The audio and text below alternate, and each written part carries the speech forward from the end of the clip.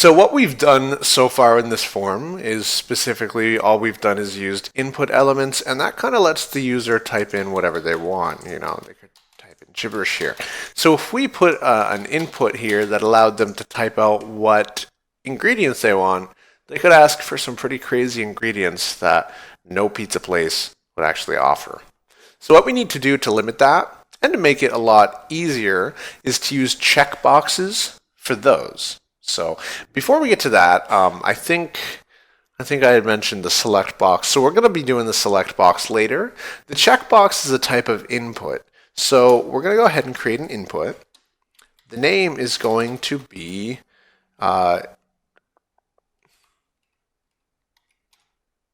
pepperoni. So the name of each input checkbox is going to be the name of the ingredient itself. The value is going to be, now let's not do that. The type is going to be checkbox. So let's save this and refresh, and we see a checkbox here that we can check and uncheck. So let's put another line break here, and the H4 I believe we used, and that's going to be ingredients. Save this and refresh, and we see now that we've started to do this. So what I'm going to do is right next to the checkbox, we're going to type out just in plain text the name of the ingredient. So we can choose pepperoni now. Then we're going to put a line break to skip down to the next line, and we're going to type input name salami. And the type attribute, again, is going to be checkbox. And then just the regular text that's going to print out to the right of the checkbox. So I'm going to save and refresh, and we're starting to get a list here.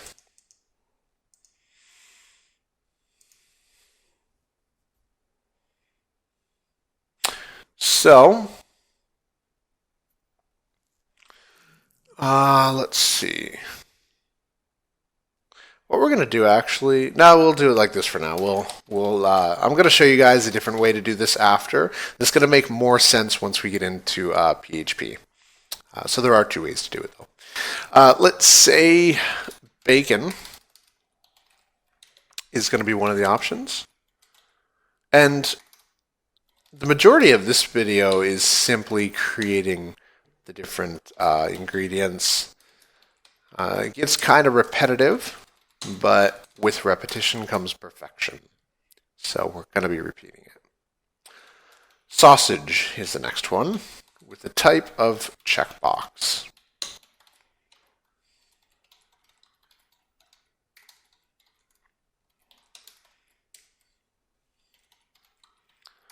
All right, we gotta create the pointy bracket there. The name here is going to be onion.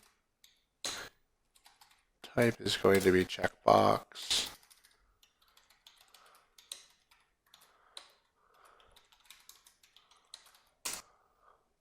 You know what I did here? I'm not sure if you guys caught that, but I put the / in the line break element before the actual tag name, and you don't do that.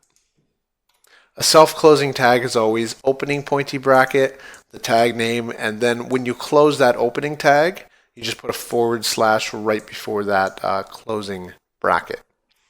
So that's how a self-closing element looks, and you can see actually in the inputs as well, that's the exact format of it.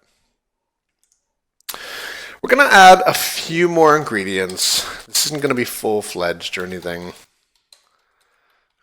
The name is going to be peppers. That's the type of ingredient it is. And then the input type is going to be checkbox.